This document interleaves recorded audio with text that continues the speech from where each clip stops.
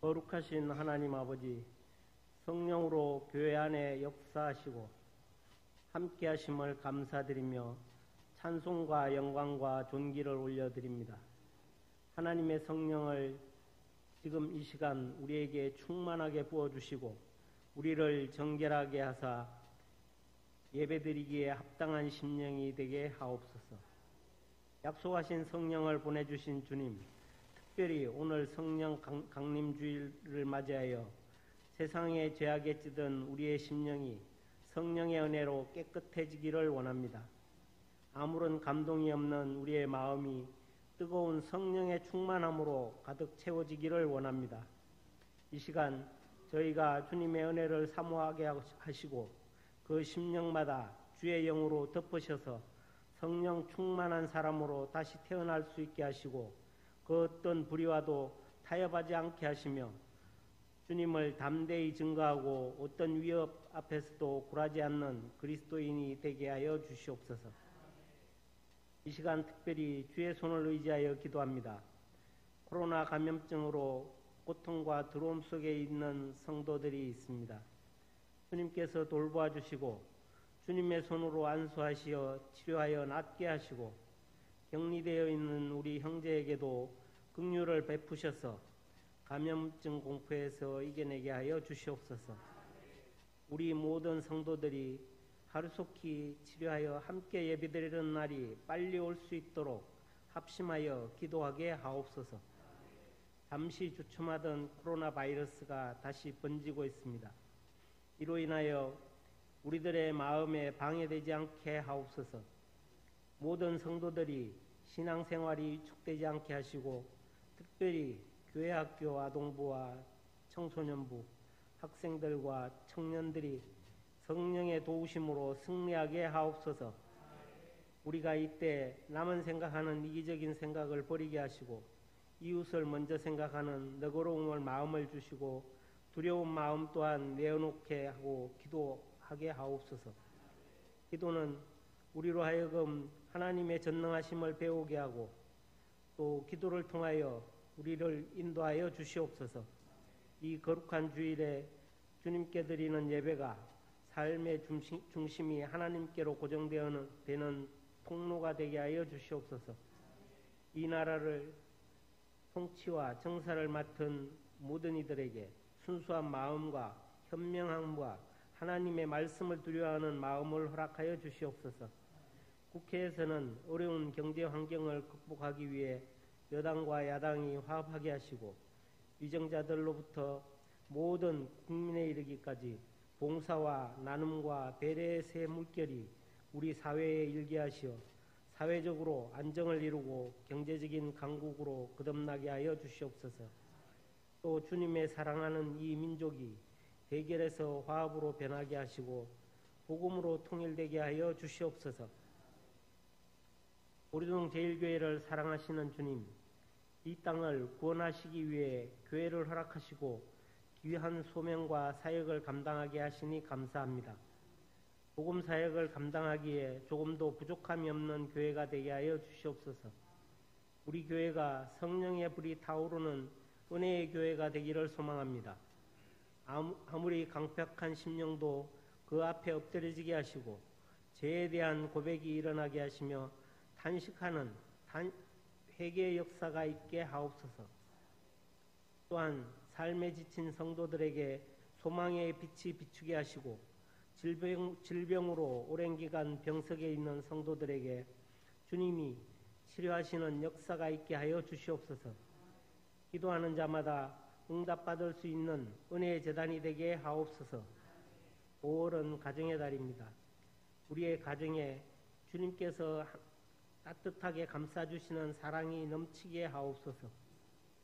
화목과 평안이 샘솟게 하시고 항상 무거운 짐을 내려주시고 쉼을 허락하는 주님의 자비로우신 손길을 느끼게 하옵소서.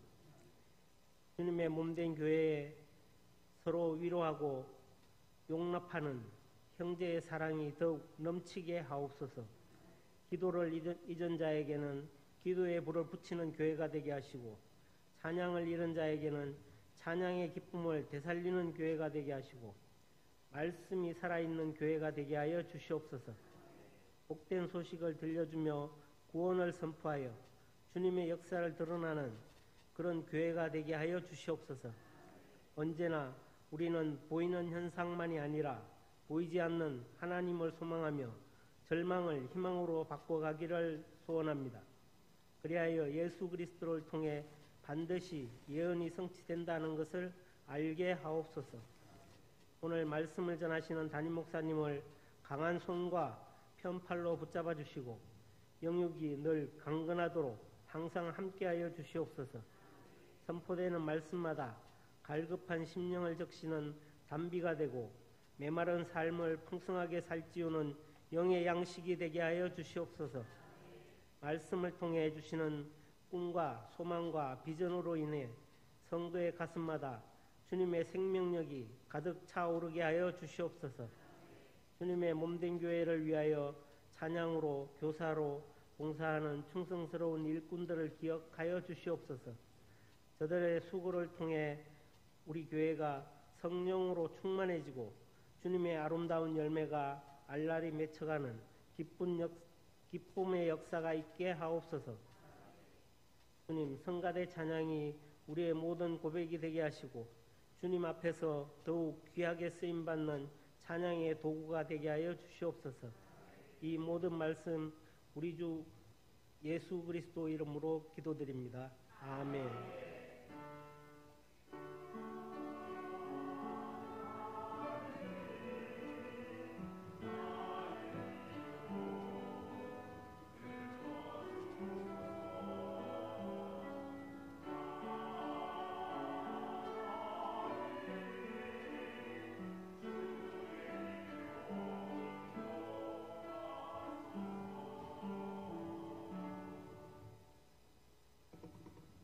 이 시간 우리에게 주시는 하나님의 말씀, 신약성경 요한복음 20장 19절에서 23절까지의 말씀입니다.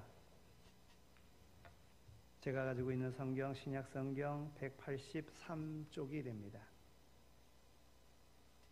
요한복음 20장 19절에서 23절까지의 말씀. 이날 곧 안식 후 첫날 저녁 때에 제자들이 유대인들을 두려워하여 모인 곳에 문들을 닫았더니 예수께서 오사 가운데 서서 이르시되 너희에게 평강이 있을지어다. 이 말씀을 하시고 손과 옆구리를 보이시니 제자들이 주를 보고 기뻐하더라. 예수께서 또 이르시되 너희에게 평강이 있을지어다. 아버지께서 나를 보내신 것 같이 나도 너희를 보내노라. 이 말씀을 하시고 그들을 향하사 숨을 내쉬며 이르시되 성령을 받으라. 너희가 누구의 죄든지 사하면 사하여질 것이요 누구의 죄든지 그대로 두면 그대로 있으리라 하시니라. 아멘. 이는 하나님의 말씀입니다. 오늘 성령 강림 주일인데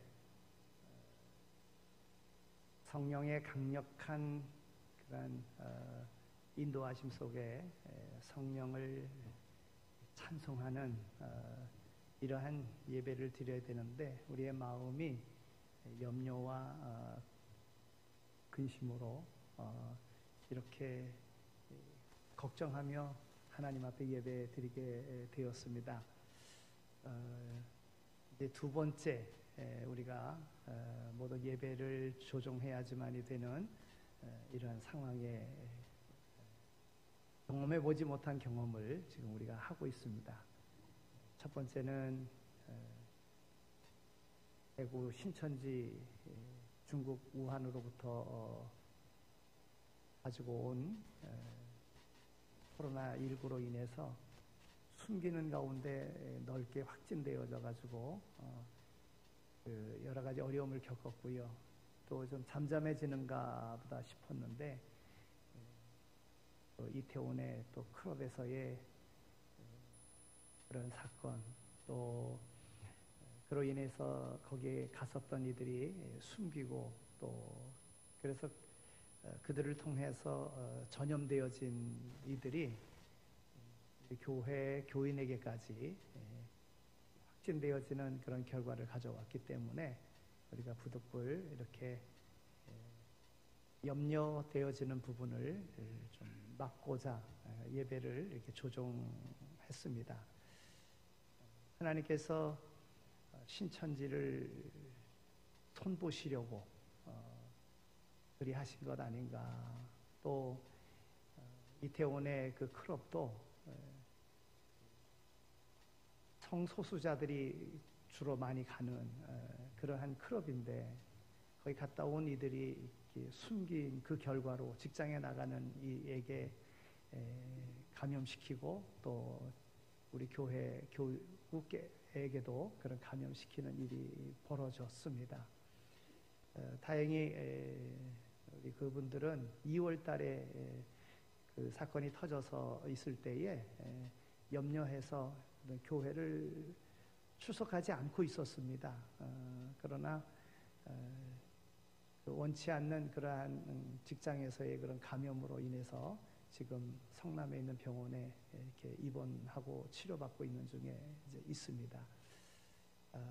우리가 교회는 깨끗합니다. 예배 드리기 전에도 다 소독하고요. 또 여러분들도 들어오면서 세정제로다가 다 손 소독하시고 또 마스크 쓰시고 이렇게 하기 때문에 여러분들이 확진자라고 할지라도 그 거리두기와 또 손 세정과 마스크 쓰고 이렇게 하면 다른 사람에게 전염될 일은 전혀 없습니다. 근데 그런 규정들을 지키지 않기 때문에 이제 문제가 생기는 것이지요. 다소 좀 불편한 점이 있다고 할지라도 새벽 기도도 안 하고 또 수요 예배도 안 하고 심야 기도도 안 하고 예배도 찬양 예배도 안 하고 구역 예배도 못 하고 식사도 못 하는 이러한 제한된 일이 있다 할지라도 14일까지 여러분들이 좀 참고 기도하시면서 여러분들의 내적인 그런 신앙을 더욱더 성숙시킬 수 있는 그러한 기간으로 만드실 수 있도록 그리하시기를 바랍니다. 염려하며 아니면은 또 교회 나와서 예배 드린다고 하는 이 기쁨 속에 이제 어떤 모습으로 나왔든지 우리에게 필요한 것은 성령님밖에 없습니다. 오늘도 성령님께서 함께 하시는 예배, 성령님께서 역사하시는 예배, 성령님의 감동으로 우리의 마음이 뜨거워지는 그런 예배, 또 치료되고 회복되어지는 그 능력이 나타나는 예배에 여러분들이 주인공이 되시기를 축원합니다. 우리가 잘 알다시피 이 성령 강림 주일은 예수님 부활하신 이제 부활주일 이후 부활 이후 50일 되는 예수님께서 부활하시고 그리고 40일 계시다가 승천하셨지 않습니까? 그리고 제자들에게 너희는 기도하라. 그러면 보혜사 성령을 너희에게 주리라. 그래서 열흘 동안 집중적으로 기도해서 그 열흘째 되는 날 성령이 임했습니다. 오순절이라 그러는데 순이라고 하는 말은 우리나라에서는 열을 말하는 겁니다. 5열, 그러니까 50일 되는 그날 성령이 임한 것입니다. 그래서 부활주일 이후 50일 지난 주일을 우리는 성령 강림 주일로 지킵니다. 2000년 전 마가다락방에 임하셨던 성령, 그 성령님께서는 지금도 변함없이 우리 믿는 오늘 우리 모든 성도들에게 함께 하시는 하나님이신 줄로 믿습니다. 우리가 이 성령 강림 주일에만 성령 받는 것이 아니라 구약에 있는 그 말씀을 보면 구약에서는 하나님의 영으로 이렇게 성령님이 표현되어 온 것을 봅니다. 요셉이 하나님의 영에 감동되어, 우린 요셉에 대해서 잘 알지 않습니까? 꿈 많은 요셉, 형들의 미움을 받아 애굽 땅에 갔는데 보디발 집에 종살이 하는데 그가 하나님을 두려워하고 하나님의 영의 감동에 대해서 바르게 정직하게 그렇게 생활했습니다. 그래서 보디발과 그 집에 있는 모든 사람이 저 사람은 하나님의 영의 인도함을 받는 사람이다, 이렇게 인정받는 이런 삶으로 살았다는 것이지요. 또 이스라엘 백성들이 출애굽하여 모압 땅에 이르렀을 때에, 거기 진치고 있을 때에 많은 우상의 그런 유혹들이 있었는데 이스라엘 백성들 가운데 하나님의 영이 임했다, 하나님의 영이 그들을 보호했다, 이렇게 표현하고 있습니다. 이스라엘 백성들이 왕을 요구할 때에 이스라엘의 초대왕 사울에게 기름을 부을 때에도 사울에게 하나님의 영이 임했다, 이랬습니다. 예수님께서 세례를 받으실 때도 하늘이 열리고 하나님의 성령이 비둘기같이 내렸다고 마태복음 3장 16절에 그렇게 기록이 되어져 있습니다. 그리고 부활하신 예수님께서 제자들 앞에 나타나신 오늘 본문에도 성령이 언급되어지고 있습니다. 그러면 성령이 임할 때에 또 성령을 받는 이들은 어떤 사람이 받는가? 먼저는 마음이 평안한 사람이 성령을 받습니다. 오늘 예수님께서도 말씀하실 때에 부활하셔서 그들에게 말씀하실 때 너희에게 평안이 있을지어다, 그리고 성령을 받으라, 이렇게 말씀하십니다. 오늘 이 말씀이 시작되어지는 요한복음 20장 앞에 있는 말씀을 보면은요, 1절부터 8절까지에 있는 말씀을 보면 예수님이 부활했다는 소식을 듣고 베드로와 또 다른 제자가 무덤을 찾아갑니다. 그런데 무덤은 열려 있고 예수님은 아니 계시고 세마포만 잘 개어져 있는 세마포만 보고 돌아왔습니다. 막달라 마리아가 예수님 시신에 그 향유를 발라드리려고 급하게 장례하느라 못했던 그 일을 하려고 갔습니다. 갔는데 이미 무덤은 열렸습니다. 그리고 예수님은 계시지 않았어요. 그래서 울고 있는데 예수님께서 마리아야 하고 부르시잖아요. 마리아는 예수님인 줄 몰랐어요. 동산지기인 줄 알았어요. 예수님의 시신을 어디다가 옮겨놨다고 하면 어디다 옮겼는지 나를 알게 해달라고 그랬어요. 그런데 나다, 예수님 말씀하실 때 부활하신 예수님을 처음 만나는 여인이 되었습니다. 이 막달라 마리아가 예수님을 만나고 제자들에게 가서 전했습니다. 내가 부활하신 예수님을 만났다, 예수님께서 말씀하신 대로 부활하셨다 하는 이 이야기를 전했습니다. 그런데도 제자들은요, 저녁이 될 때까지 여전히 불안했습니다. 그래서 제자들은 유대인들을 두려워하여 모인 곳에 문을 걸어 잠그고, 오늘 19절에 있는 말씀입니다. 그 두려운 마음에 문을 걸어 잠그고 그러고 있었습니다. 그런데 부활하신 예수님이 그들에게 나타나셨다고 하는 것입니다. 제자들은 여전히 사람들이 무섭고 두려워 문을 닫았습니다. 예수님이 부활하셨다고 하는 제자들의 소식도 들었습니다. 그런데 세상은 변하지 않고 있거든요. 유대의 지도자들도 그대로요, 로마의 통치자들도 그대로요.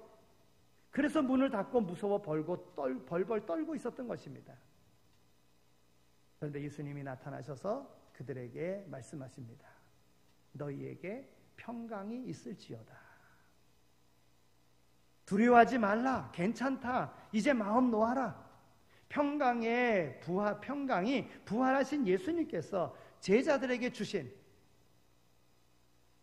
너희에게 평강이 있을지어다. 부활하신 예수님께서 첫 번째로 하신 말씀이 바로 평강이라고 하는 것입니다.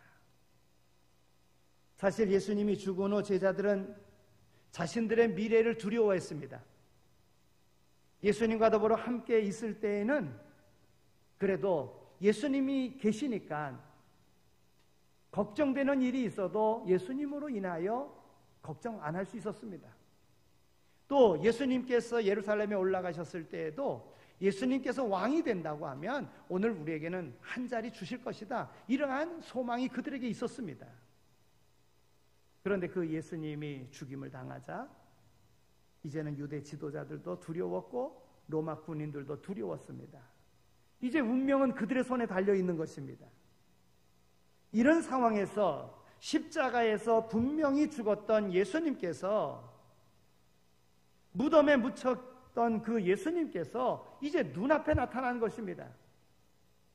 막달라 마리아를 통해서 부활의 소식은 들었지만 실제 살아난 예수님을 본 제자들은 깜짝 놀라지 않을 수가 없었던 것입니다.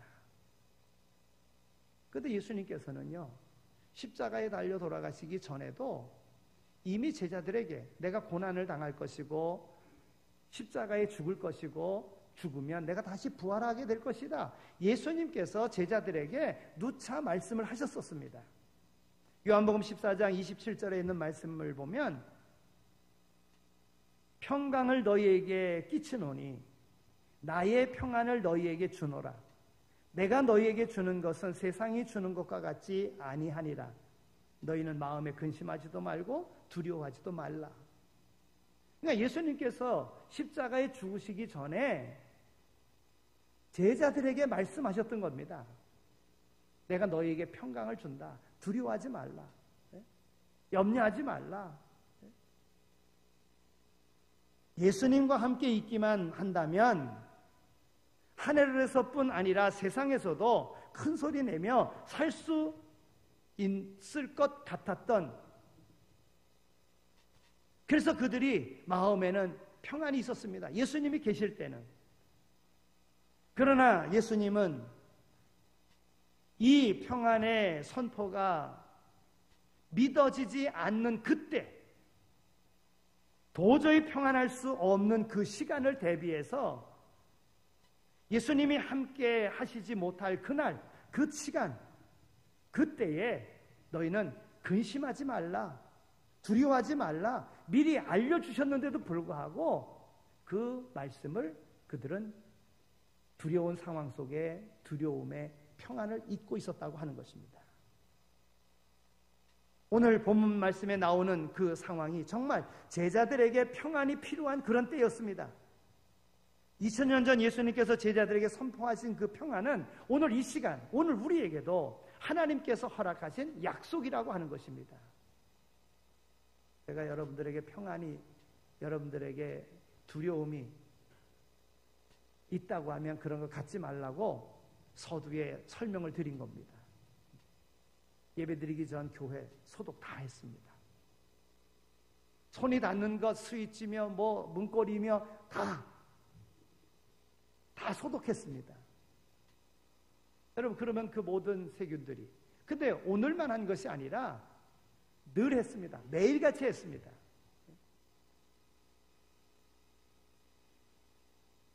하나님께서 말씀하신, 예수님께서 제자들에게 선포하신 이 평안은 오늘 우리에게도 있어야 된다 하는 것입니다. 모세의 뒤를 이어 이스라엘의 지도자가 된 사람은 여호수아입니다.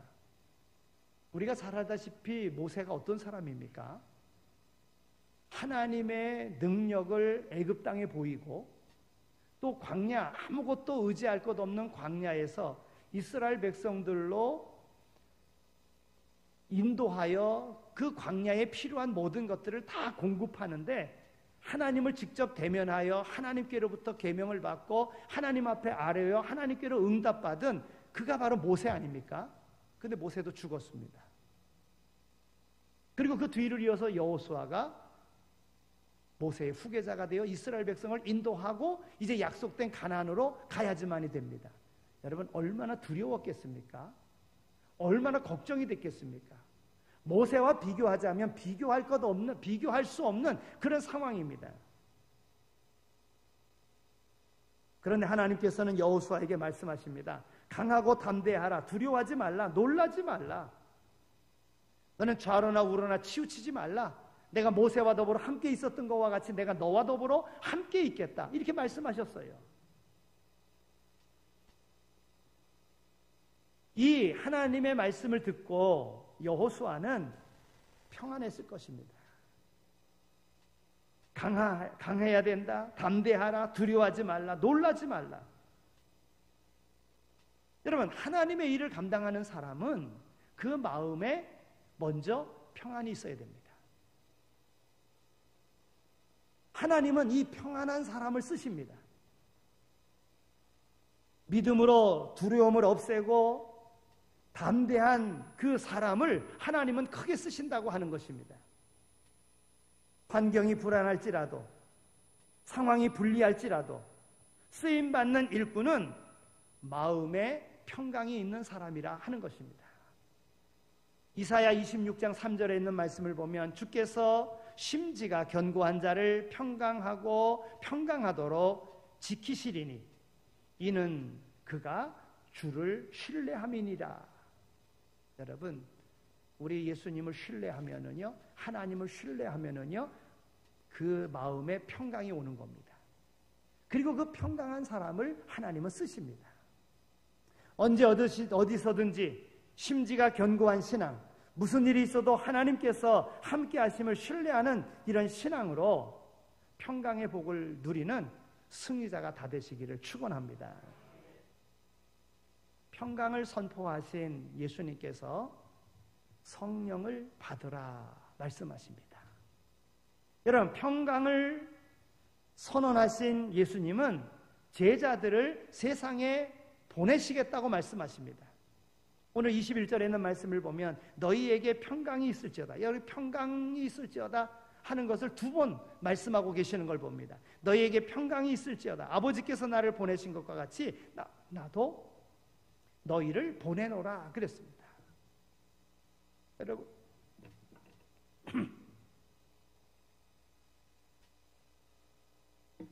하나님께서 이 땅에 예수님을 보내신 이유가 뭡니까? 우리를 구원하려고, 우리의 죄를 대속하시려고 보내신 것 아니겠습니까? 예수님의 3대 사역을 이야기하자면 예수님은 하나님의 뜻을 세상에 선포했습니다. 구원을 선포했습니다. 그리고 그들을 가르치셨습니다. 그리고 그 병든 자를 고치셨습니다. 이제 그 예수님께서 모든 구원을 완성시킨 다음에 십자가로 완성하신 다음에 이제는 제자들을 세상에 보내시겠다고 말씀하십니다. 그런데 그냥 보내시는 것이 아니라 내가 성령을 너희에게 주겠다, 성령을 받으라 말씀하시면서 내가 너희를 보내노라 말씀하고 계시는 겁니다. 마태복음 28장 19절에 있는 말씀을 보면 모든 민족을 제자로 삼기 위하여 세상으로 보내시는 겁니다. 누가복음 9장 1절에 있는 말씀을 보면 병든 자를 고치기 위해서 제자들을 세상으로 보내시는 겁니다. 요한복음 11장 25절에 있는 말씀을 보면 죽어가는 영혼을 살리기 위해서 제자들을 세상으로 보내는 겁니다. 요한복음 3장 17절에 있는 말씀을 보면 세상 모든 사람들이 믿어 구원을 받게 하기 위해서 구원의 복음을 선포하도록 세상으로 보내는 겁니다. 여러분, 오늘 우리의 사명이 있다면 먼저는 하나님의 구원 속에서 우리의 마음이 평안하여야 될 것이고 우리에게 성령을 주셔서 우리로 하여금 세상에 보내시는데 세상 가운데 주님이 하셨던 것과 같이 이런 일을 우리가 감당하며 살아야 된다 하는 것입니다. 그래서 그 모든 일들은 제자들의 지식이나 경험이나 그들의 말과 행동으로만 이루어질 수 있는 일이 아닙니다. 그래서 성령을 함께 그들에게 주셔서 그들로 하여금 그들에게 주님께서 세상으로 보내신 그 이유를 알고 세상에서 그 역할을 감당해야지만이 되는 것이지요. 오늘 22절에 있는 말씀을 보면 제자들을 향하여 숨을 내쉬며 성령을 받으라 이렇게 말씀하십니다. 여러분, 창세기 2장 7절에 있는 말씀을 보면 여호와 하나님이 땅에 흙으로 사람을 지으시고 생기를 그 코에 불어 넣으시니 사람이 생명이 되니라 그랬어요. 여러분, 사람이 원래 흙이었습니다. 그런데 하나님이 그 코에다가 생기를, 하나님의 영을 불어 넣어 주셨어요. 그래서 살아있는 영, 하나님의 형상을 가진 하나님의 자녀가 된 겁니다. 그런데 부활하신 예수님도요, 제자들에게 생기를 불어 넣어 주십니다. 하나님께서 생기를 통해서 생명을 주듯이 예수님도 생기를 통해서 제자들에게 성령을 주시는 거예요. 그래서 성령을 받으라 말씀하시는 겁니다.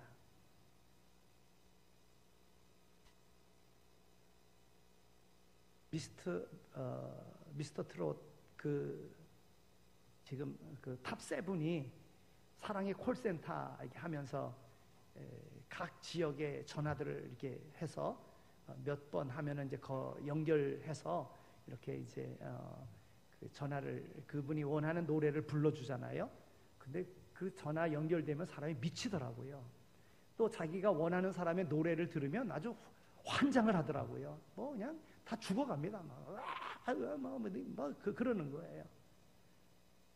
근데 아마 아픈 사람이, 마음에 아픈 사람이, 또 삶의 여러 가지 몸이 아픈 사람이 이렇게 이제 전화 요청을 하면서 아프다 그랬을 때 치료해 줄게요 하면서 전화기에다 대고 이렇게 불어주더라고요.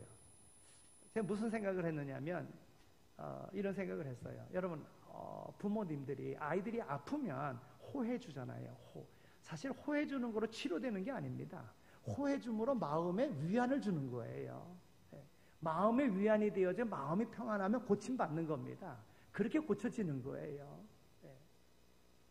그런데 호해 주고서는요, 어떠세요? 그러니까 다 났어요. 그러면서 막 목소리가 뭐 말이 아니에요. 막 굉장히 진짜 다 난 것 같아요. 여러분, 마음의 평안함이 바로 이런 겁니다. 근데 마음의 평안함이 어디로부터 옵니까? 주님이 없음으로 걱정했던 이들이 부활하신 주님을 만남으로 마음의 평안함이 되는 거예요. 그 주님을 만나고 마음의 평안함을 얻으니까 주님께서는 그 평안한 그들에게 성령을 불어넣어 주시면서 내가 이제 너희를 세상으로 보내노라 그랬어요. 여러분, 그 성령이 오늘 우리에게 있어야 된다는 겁니다. 여러분, 성령은 할 수 없는 일을 하게 하십니다. 성령의 역사가 있으면 능력을 행할 수 있음을 믿으시기 바랍니다. 여러분, 오순절 베드로의 설교를 들었었던 이들이요, 기사와 표적을 많이 나타냈습니다. 사람으로는 할 수 없는 일도 성령께서는 능히 하실 수 있는 겁니다. 그러니 우리는 지금도 살아계시고 지금도 성령으로 우리와 더불어 함께 하시는 그 성령님을 믿는다면, 하나님이 지금도 살아 역사하심을 믿는다면 오늘 우리의 삶에 평강이 온다는 거예요. 평안함이 온다는 거예요. 성령이 내 안에 계시면 오늘 우리는 어떤 일이든지 할 수 있다는 거예요. 여러분, 성령은요, 연약함을 돕습니다. 바울 사도는 그의 연약함 속에 우리가 마땅히 기도할 바를 알지 못해도 성령이 우리를 위하여 간구하시느니라, 그렇게 이야기하고 있어요. 우리는 약한 가운데 어떻게 할 수 없어요. 그러나 성령께서 우리를 위하여 간구하십니다. 성령은 또한 우리를 가르치십니다.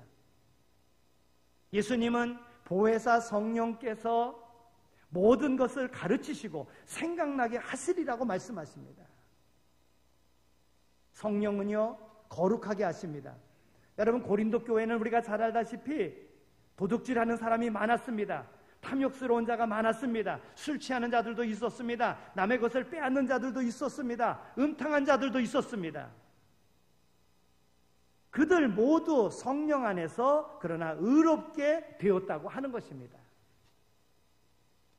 우리가 성령의 생기를 받아 성령의 인도하심을 따라 가르치고 또한 생각나게 하시는 이 성령님의 도우심을 받으면 오늘 우리의 삶은 변화될 것이고 하나님의 자녀로서 구별된 삶으로 다른 이들에게 영향력을 끼치게 될 줄로 믿습니다.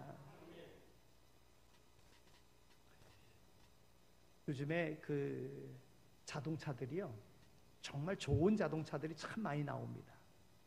이제는 운전하지 않아도 그냥 자동차가 알아서 운전하는 이런 자동차가 있다고 그래요. 아무리 좋은 자동차라고 할지라도요, 자동차를 움직일 수 있는 전기나 아니면 가솔린이 없으면 자동차는 고철덩어리에 불과합니다. 바로 그와 같이 자동차를 움직이게 할 수 있는 그 기름, 그 가솔린이 바로 성령과 같은 겁니다. 사람이 아무리 외형이 잘나고 모든 걸 갖추고 있는 모든 조건이 다 좋다고 할지라도 성령이 없으면 아무짝에도 쓸 수 없습니다. 세상 가운데는 한순간 자랑하며 살아갈 수 있을는지 모르지만 성령이 없으면 아무것도 아닙니다. 여러분, 요즘에 가전제품 얼마나 좋은 것들 많이 나옵니까? 그런데 이 가전제품에도 전기 코드에 꽂지 않으면, 전기가 들어오지 않으면 그 아무리 좋은 가전제품이라 할지라도 아무 쓸데없습니다.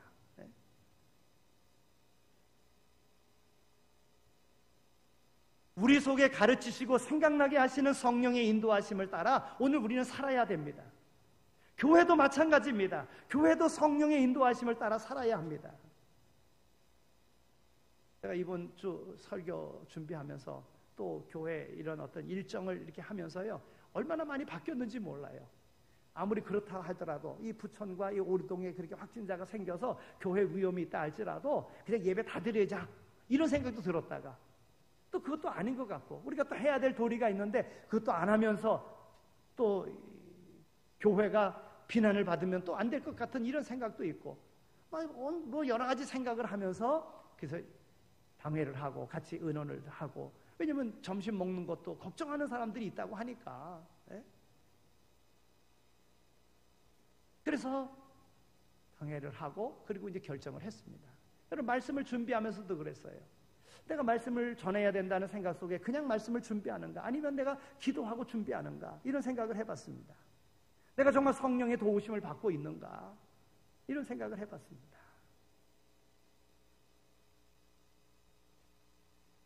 오늘 예배드리는 여러분들은 어떤 마음을 가지셨습니까? 지금 우리는 성령의 인도하심으로 예수 그리스도를 따라가고 살아가고 있는지요? 우리가 예수를 믿는다는 그 자체가 우리 속에 성령이 계시다고 하는 바로 증거입니다. 어떤 이들은 나는 성령 받았나? 나는 성령의 인도함을 받나? 이런 생각을 하시는 분이 계실 줄 모르겠어요. 그러나 이미 걱정하고 염려하고 두려워하고 있는 제자들 가운데 예수님이 나타나셔서 그들에게 성령을 받으라, 너희가 평안하라 말씀하신 것과 같이 이미 우리는 예수를 믿기 때문에, 또 믿음 안에서 성령이 우리 안에 있기 때문에 오늘 이 자리에 있는 줄로 믿습니다. 확신하여야 됩니다. 이 확신이 크면 그것을 성령 충만하다 이렇게 이야기하는 겁니다. 하나님의 말씀으로, 성경에 있는 말씀으로 확신시켜 드리겠습니다. 고린도전서 12장 3절에 있는 말씀을 보면 성령으로 아니하고는 누구든지 예수를 주라 할 수 없느니라 그랬어요. 여러분, 예수님께서 우리의 모든 죄를 담당하시고 십자가의 죽으심으로 나의 모든 죄를 깨끗게 하시고 나를 구원하셔서 영원한 생명으로 하나님 나라로 인도해 주실 분, 그래서 예수님은 나의 인생의 주인이라고 그렇게 고백하십니까? 성령이 아니고서는 그렇게 할 수 없다는 겁니다. 그런 거로 여러분 안에 성령이 계신 줄로 믿습니다. 로마서 8장 9절에 있는 말씀을 보면 만일 너희 속에 하나님의 영이 거하시면 너희가 육신에 있지 아니하고 영에 있나니 누구든지 그리스도의 영이 없으면 그리스도의 사람이 아니니라 그랬어요. 여러분, 예수 믿는 사람입니까? 그리스도인입니까? 그렇다면 남들이 너는 그리스도인이야 라고 얘기한다, 너는 예수 믿는 사람이야, 다른 사람이 그렇게 이야기한다면 오늘 우리의 삶 속에서 이미 성령이 나를 성령의 사람으로, 하나님의 사람으로 인정하시고 오늘 우리를 그렇게 이끄시는 줄로 확신하시기 바랍니다.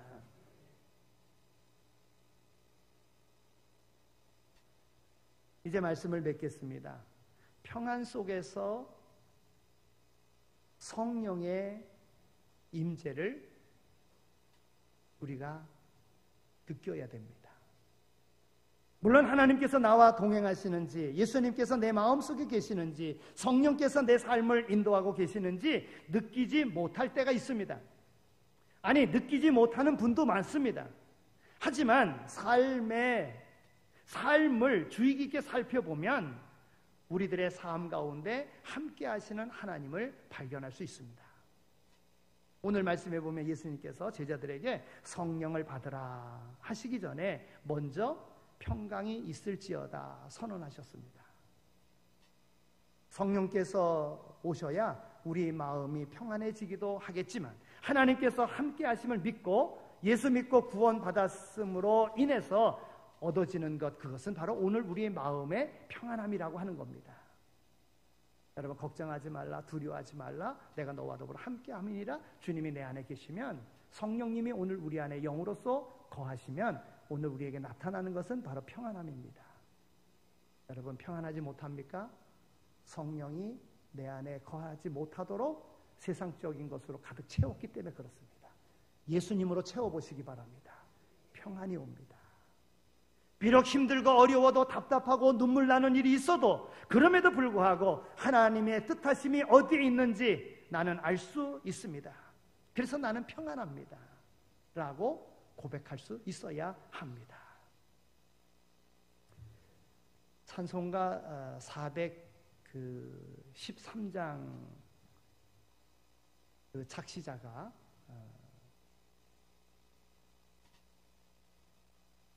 스파포드라고 하는 사람입니다. 이분은 변호사였습니다. 이분은 교수였습니다. 그리고 교회학교 선생님이었습니다. 여러분, 그 옛날에 거기 보면은 1828년에서 1888년까지 그의 생애가 고래 기록이 되어져 있는데요. 찬송가 보면 스파포드 그래가지고 그 생애가 이렇게 있습니다. 19세기에 살았던, 미국 뉴욕에서 출생해가지고요. 그리고는 시카고에 그 삶의 터전으로 별장도 만들어 놓고 그런 부를 이렇게 다 이렇게 축적하며 그렇게 살았었는데, 그가 시카고 대화재 때에 그 모든 재산이 다 타버렸습니다. 그래서 아내와 4딸이 있었는데 4딸과 아내를 위로해 주려고 유럽 여행을 계획하고 이렇게 영국으로 이렇게 유럽 여행 이렇게 보내려고 유람선을 태워서 그렇게 가는데 배가 바다에서 충돌이 일어났어요. 화물선과 충돌이 되어져 가지고 이 유람선이 침몰했습니다. 그래서 226명이나 죽었어요. 여러분, 그 옛날에 말입니다. 예? 그 많은 사람이 죽었어요. 근데 아내만 살고 4딸이 다 죽은 거예요. 얼마나 실망이 되겠습니까? 원래는 같이 여행하기로 했었는데 갑자기 일이 있어가지고 같이 여행을 못하고 아내와 딸만 보냈던 거예요. 그런데 그 배가 그런 그 상황이 된 겁니다. 그래서 그 소식을 듣고 가야 되잖아요. 아내를 위로하고 또 그 다음에 그 자녀들의 바다에 침몰해서 죽은 그 상황을 봐야 되잖아요. 너무 상심이 되고 낙심이 돼가지고 기도하며 찬송하고, 그런데 말씀 가운데서 위로가 되어져서 말씀 가운데 얻어진 그 깨달음으로 지은 찬송이 바로 413장인 거예요. 그래서 19세기의 욥이라고 불릴 정도로 재산이 하루아침에 다 불타가지고 잃었습니다. 4 자녀는 바다에 빠져서 다 죽었습니다. 꼭 욥기에 나온 욥과 같잖아요. 그래서 그를 19세기의 욥이다 이렇게 이야기할 정도로, 그가 지은 그 찬송, 그게 바로 413장인 거예요. 내 평생에 가는 길 순탄하여 늘 잔잔한 강 같든지 큰 풍파로 무섭고 어렵든지 나의 영혼은 늘 평하다. 내 영혼 평안해. 내 영혼 평안해.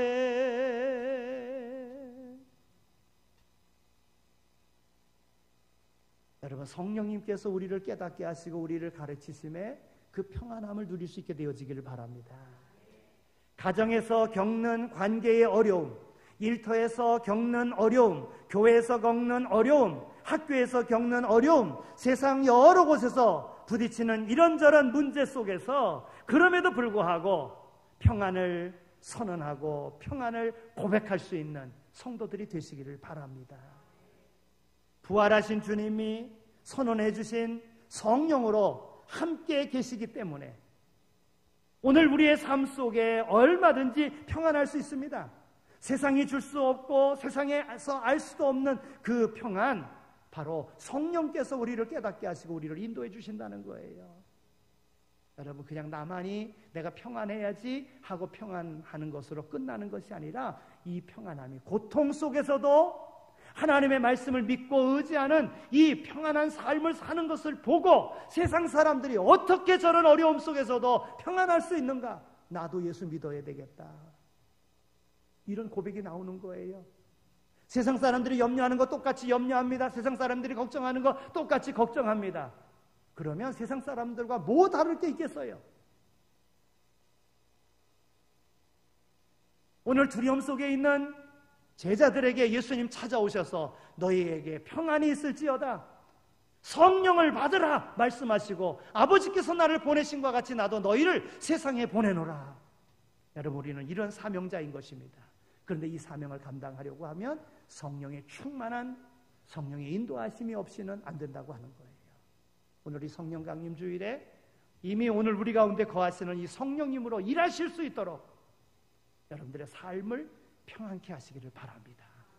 평안의 확신으로 승리하는 주인공들이 다 되시기를 축원합니다. 하나님 아버지, 감사합니다. 저희들 사랑해 주셔서 이와 같이 어려운 가운데도 하나님 전에 나와 예배드리게 하여 주시니 감사합니다. 우리에게 이미 허락하신 성령님으로 마음의 평강을 누리게 하여 주시고 이 평안함으로 성령님이 일할 수 있도록 만드는, 그리고 주님이 우리를 어려운 상황 세상 가운데 보내셨음을, 그리고 세상을 이길 힘이 평안한 가운데 이루어짐을, 또한 이 평안한 마음은 전능하신 하나님이 우리와 더불어 함께 하심으로 이루어질 수 있음을 확신하고 승리의 깃발 날리는 우리 모든 교우들 다 되어지게 하여 주옵소서. 어려움 가운데 두려워하고 있고 또 고통 가운데 염려 가운데 있는 이들에게 오늘 우리의 삶을 통하여 증거할 수 있는 성령 충만한 하나님의 사람들 다 되게 하여 주옵소서. 감사합니다. 축복합니다. 예수 그리스도의 이름으로 기도드립니다. 아멘. 이제는 우리 주 예수 그리스도의 은혜와 하나님 아버지의 극진하신 사랑하심과 성령님의 위로하시고 교통하심이 어려운 상황 속에서도 우리로 평안케 하시며 우리에게 성령 주셔서 성령의 인도하심을 따라 세상의 빛이 되고 소금이 되라 하셨기에 맡겨주신 바 그 귀한 일을 충성되이 잘 감당할 것을 마음에 다짐하고 세상으로 나가는 이 자리에 참여한 모든 이들 가운데 이제로 영원히 함께 하시길 간절히 축원하옵나이다. 아멘.